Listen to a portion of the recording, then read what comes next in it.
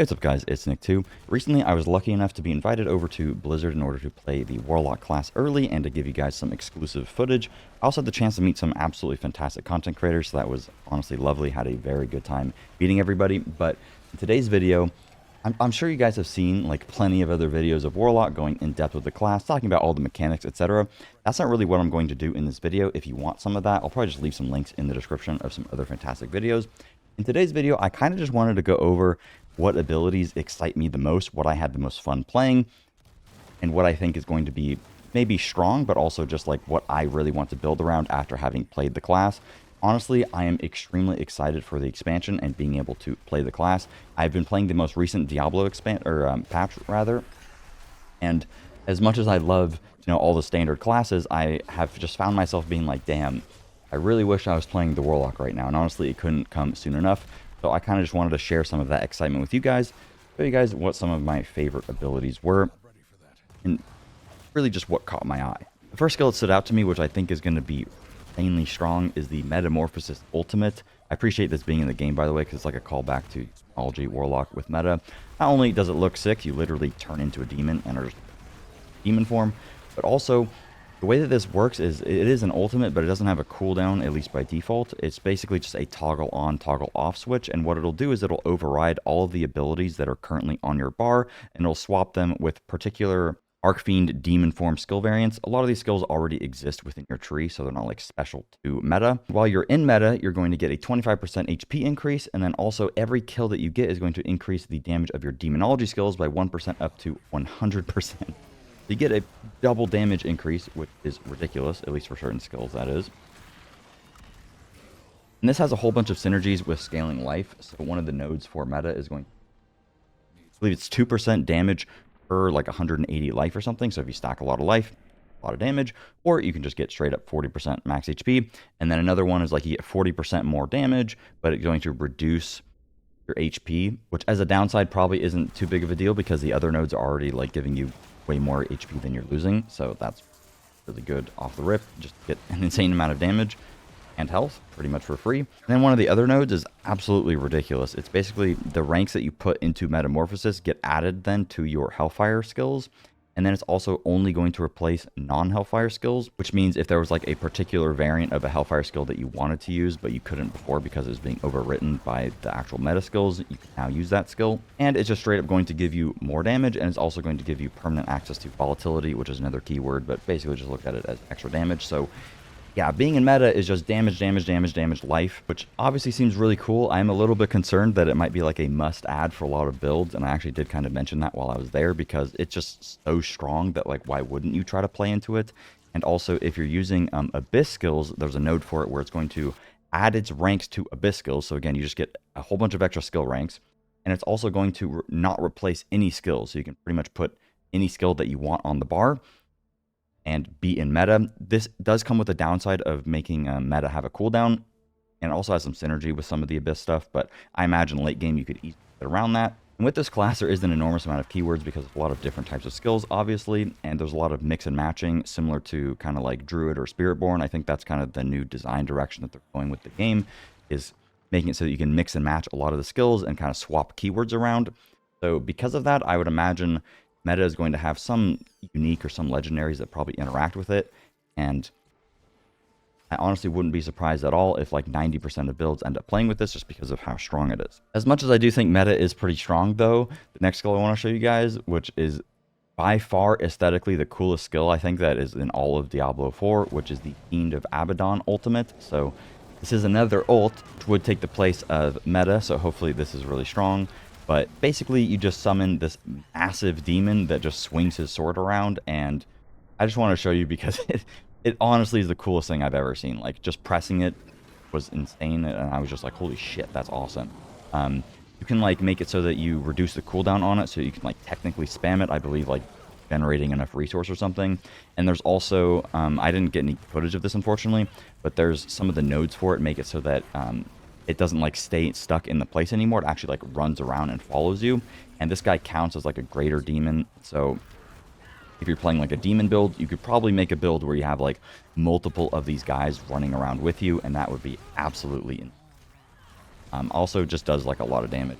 I'm really excited to play with that one too. The first core skill that I had a great time with is Tyrant's Grasp. Basically just summons this massive claw that just wipes the ground and like drags the enemies with them. Seems pretty good because it like actually displaces the mobs, which is good for like kind of survivability oriented stuff. I imagine you can also make the size on it huge, just cover the screen. Obviously it looks sick as hell, and one of the nodes makes it so that anytime you press it, it's going to give you demon form for 5 seconds. So if you didn't want to play meta, but you still wanted access to demon form, this is a skill that I could easily see you using, and you could potentially want to use it with other builds so that you could actually simply just get access to meta here and there by just pressing it every 5 seconds. Looks sick, felt really good to use. One of the nodes also makes it an Abyss skill, which I'm curious to try at some point. I didn't get to in this video, but this one was honestly a great time.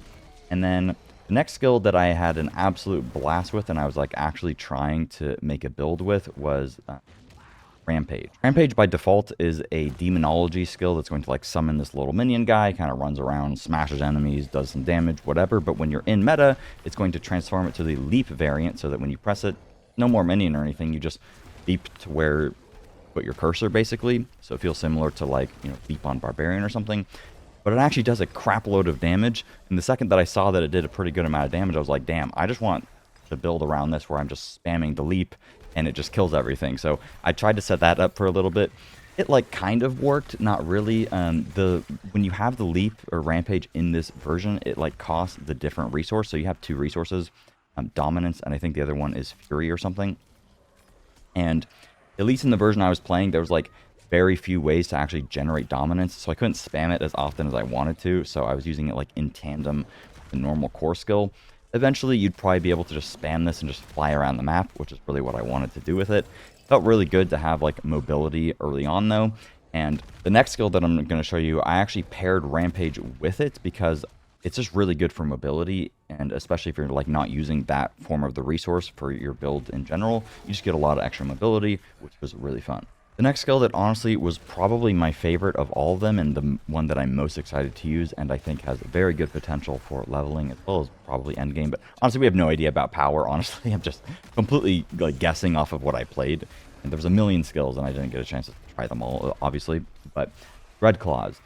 This looks sick. I don't really know what else to say. It just looks sick. The damage on it was actually pretty good, and there's a lot of little synergies that I ended up like setting kind of a build up with. It's probably the only skill I actually like felt like I made like kind of my own build for it while I was there.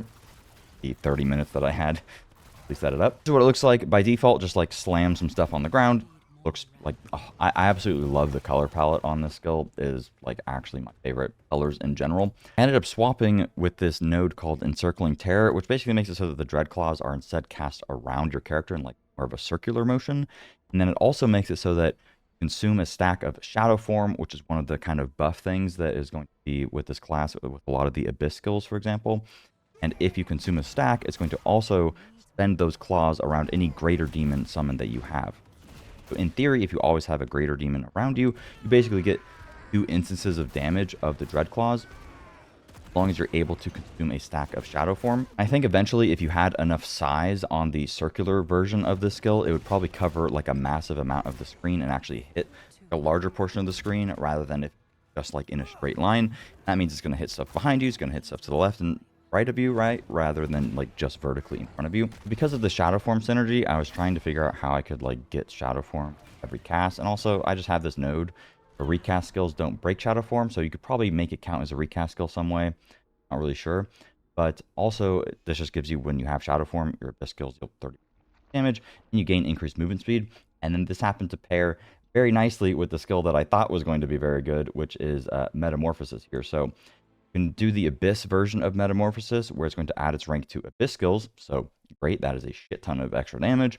But it's also going to not replace any skills, so you can, actually use Terror Claws. And then it makes it so meta, when you have it, grants 4 stacks of Shadow Form every second, and your Abyss skills don't break stealth. So not only are you permanently just having those Shadow Form stacks you can spend for extra damage, but also your Shadow Form skills aren't going to ever break stealth. It has some synergies of its own. This does, however, come at the downside of it being a 30-second cooldown. Hopefully there's some ways to kind of like get around that so that you can permanently. And then also hopefully some ways that you can like transfer the damage bonus that it actually gives you so that it functions for the Abyss skill. And then the only legendary I really had on my character is this, which is actually crazy when you pair it with this. So your Abyss skills will increase damage for each stack of Shadow Form you have.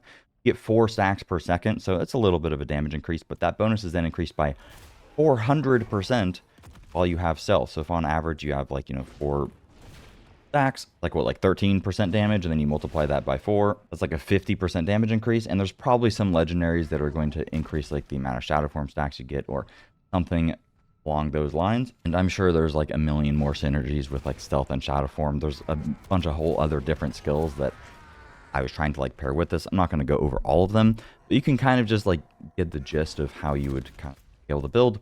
And I'm sure there's like a million other ways to synergize, like with Stealth and with Shadow Form, etc. And I was using some skills to kind of buff me in that sense too. One of them was Nether Step, which basically just like a movement ability. It's like a little mini TP. Has some weird interactions where it like kind of technically puts you into like a different or whatever. I don't fully understand that, to be honest with you. But this one node with it just gives you 100% damage reduction when you press it. That seems broken. Like, I don't know how to feel about that. Of course, when you press it, it gives you stacks of Shadow Form, which probably stacks with the stacks that you get from meta, so then giving you even more damage with the legendary aspect and stuff. There's another skill which works very well with this, which is a Sigil of Subversion, which hexes the enemies. It's kind of like a debuff. And it also like does some damage if you like kill enemies or you kill your own demons, I believe. It's then going to grant you a stack of Shadow Form, which is very good for obvious reasons. And then you can also like make the Sigil actually kind of like follow you. And then you could pair this with this node where you're within a trail of the Sigil, your Shadow Form stacks don't dissipate anymore. So the Shadow Form stacks that you get from your Nether Step and from your Metamorphosis would just be at 10 all the time. Therefore, you'd gain that damage bonus all the time. And like, this is literally just from the stuff that's in the tree. This is like not uniques, not with any stuff in the Paragon board, legendaries, etc. You can already see there's like a pretty good baseline for making a build, and simply just because of the way that this skill tree is now, there's like infinitely more options, because a lot of these little nodes here and there, even though the skill tree isn't like huge, it's not a PoE tree, these nodes actually make like a fairly substantial difference to the way that the skills interact, like function at a core base. It just gives you so many options to like actually builds. But yeah, that's pretty much going to do it for the video. I kind of just wanted to show you guys like what you can expect with the Warlock and some of the cooler things that I saw when I was actually there. I'm genuinely very excited for it. I honestly like can't fake excitement, and I like hate disingenuousness like pretty much in degree. From the bottom of my heart, I genuinely think this is like the coolest class in the game. I am actually just very hyped to play it. And I also just like the idea that, you know, it's something new, so we kind of like get to make builds for it, and I get to like actually think again, because a lot of the builds that we've been playing have like years at this point. So just the opportunity to play something new, I'm really hyped for. I could show you guys so many more skills. Pretty much every skill I used, like aesthetically at least, looked pretty cool. But the ones that I showed you were the standout ones and the ones that I had a lot of fun. Hopefully you learned something and you found the video interesting, and maybe it makes you a little bit more excited for the expansion. That's pretty much going to do it for me. Watching, appreciate you guys. I plan to make plenty of build videos, guides, etc. when the expansion comes out, so be on the lookout for that. Otherwise, appreciate you guys. Hope everyone has a good one. Peace.